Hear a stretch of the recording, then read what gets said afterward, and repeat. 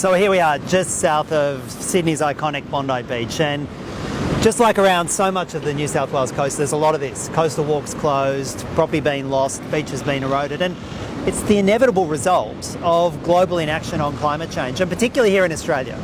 The policies of the Turnbull government and of the Labor opposition will mean a lot more of this. We need to change the conversation on climate change, meet our Paris targets. DJ? Absolutely, and there's a stark choice this election, and that's between whether we want windmills and beaches or coal and coastal erosion. It's a very easy choice for people to make, and that's why we're asking that you vote one for the Greens this election. Yeah, take some action on climate change. You can see around us on Coogee, it's quite distressing actually to see the amount of damage to the beach, and pylons out there that we haven't seen for decades being exposed because of the loss of sand. Pretty tough, eh, DJ? It is, and look, climate change is clearly happening.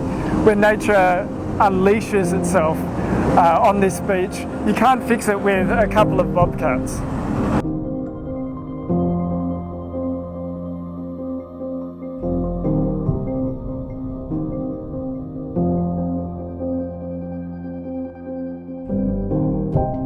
Well, we've now swung north up onto the northern beaches, and we're here with Clara, the Greens candidate from Warringah. We're literally standing on a promenade where they're sweeping the sand off. We're looking at these narrow beaches. Clara, what are you getting from the locals?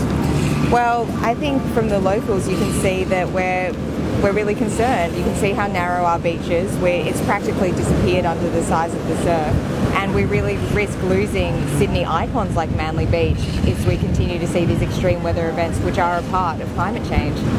And this is no longer a freak event. If we continue conditions as normal, pumping out carbon, this is just going to be the new normal.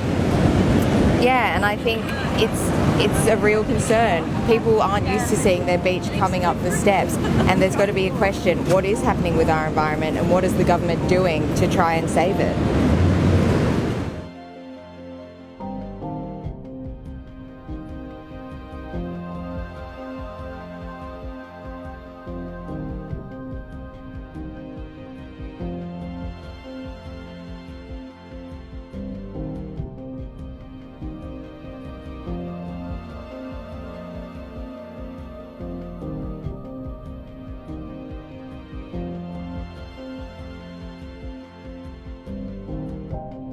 So we're halfway between Manly and Shelley Beach, and you can just see the damage all around from the storm. We've got this decades-old building, just had the bottom part of it ripped off. Clara, you said you had friends down here the night before last, or last night. Yeah, they were just parked in this side street, which usually is a good 15 metres away from anywhere you'd see seawater, and they actually had waves crashing over their windscreen, so they had to beat a hasty retreat. And there's sand all up this side street here, so you can see how far the water has come up. And that's where the toilet block used to be. Yes, there's nothing left. Gone. We've lost an iconic Manly sculpture for our ocean pool, and there is actually nothing left at all to say that there was ever a toilet block back up that way.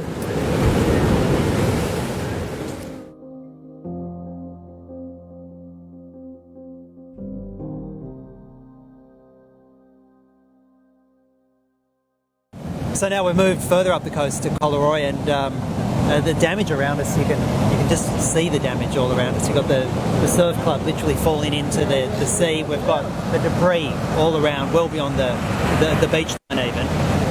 Mike, you're running for the Greens up here at Mackellar. What are people saying to you? Well, people are very distressed about the situation. We've been planning for this sort of thing for many years, the local council, but really we haven't been preparing for it. We haven't seen the action that needs to be taken. And we've got development here that it was so obviously vulnerable to any minor change in sea levels, any even marginal increase from storm severity from climate change, that we've really got to do better. Yeah, that's absolutely right. We need to see some action.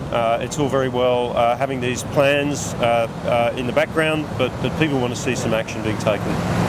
DG, you've now seen it up the coast. What's your takeaway message?